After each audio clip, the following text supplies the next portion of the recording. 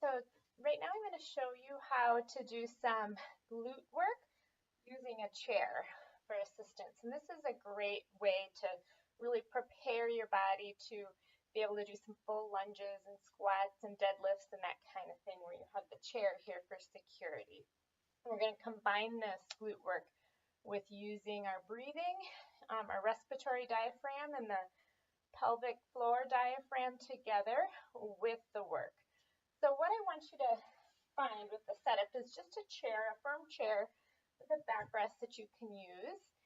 And you're going to I have my right sit bone sitting on the chair and the left side is dropping off. Underneath, you're going to want to stack up some folded blankets until you're at a height where your pelvic bones up here feel even, that you're not dropping down too much. If you're taller, you might not need all those blankets. So then the first thing we want to do is just kind of find what feels like pelvic neutral on that chair. So you're feeling that right sit bone and just tilting your pelvis a little bit back and forth on that chair and until it feels like it's in a fairly neutral position. So I don't want you to be like this as you do the exercise. So neutral. Now this leg here, you can vary it during the exercise.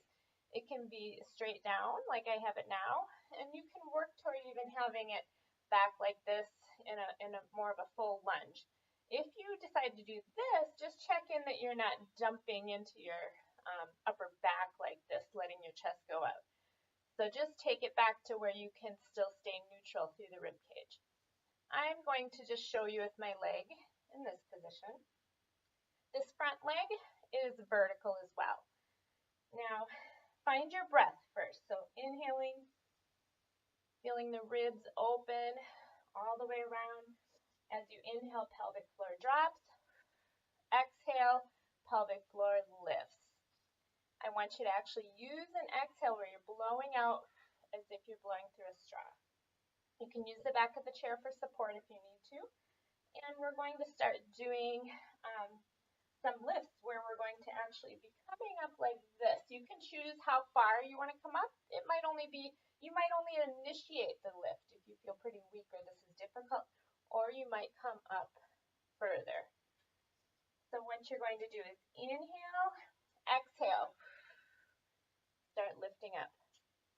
Inhale, pelvic floor lowers, exhale, pelvic floor lifts.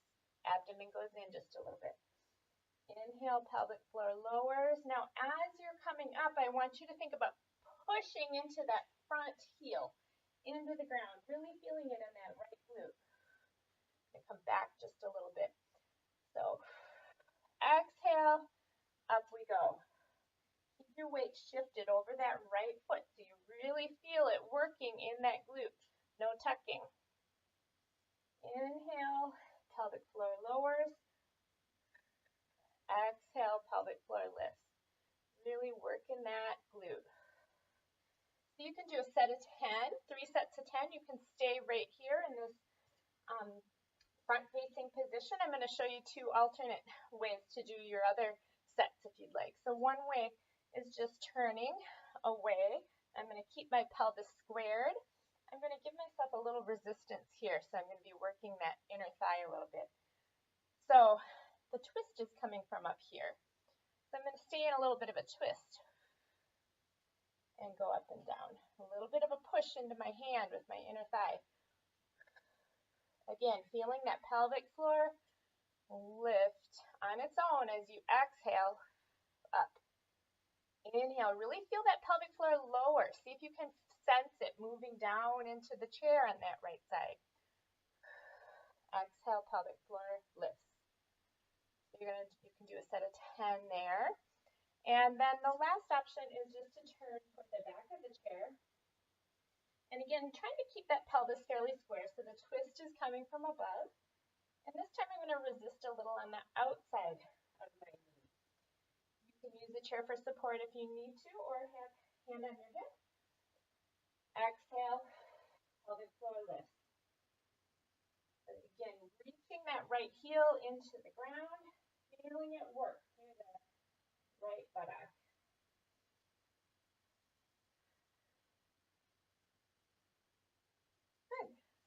play with that. Let me know how it goes.